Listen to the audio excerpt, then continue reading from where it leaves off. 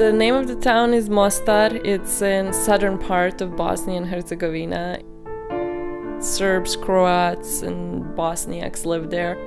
I had no idea that I was Serbian. My family bought into the idea of Yugoslavia. Marko was a friend of mine from class. He was just so pretty. I was 12 at the time. We were literally together all the time. Maybe 3-4 weeks into us hanging out, we were in my room after school. He just said, I have something to ask you. He said, hoćeš da pođemo? You want to go with me? I said, yes. I remember running down this spiraling staircase. It felt as close as I could get to flying. We did not kiss. Romance was very alive in my mind, but it did not include kissing, no. It was Friday, April 3rd, 1992. We were in class. They just told us to go home.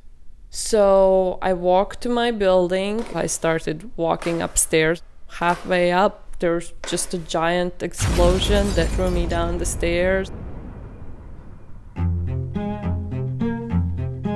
I begged to go back to the apartment the following day. Half of the building was missing. My room basically didn't have this main wall. I could see the trees below. That night, I decided I really need to get in touch with Marko. I expected him to ask me something, to say, oh, I'm so glad you're alive. We just were completely silent over the phone. That was our last conversation. The situation just kept escalating, and I think my parents had enough. They decided to take us to Belgrade. Marko was this really beautiful memory. Then one day, about 16 years later, I was living in San Jose. I opened my email in the morning before going to work. It said, if you're Nikolina from Mostar, then I'm your boyfriend from 5th grade. Get back to me so we can figure out what to do.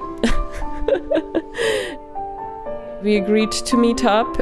I went back to visit Mostar.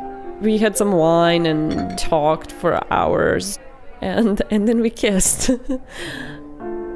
It was so gentle. I wasn't just kissing a boy. I was kissing my entire childhood, my ancestors that are buried there, my entire life that could have been.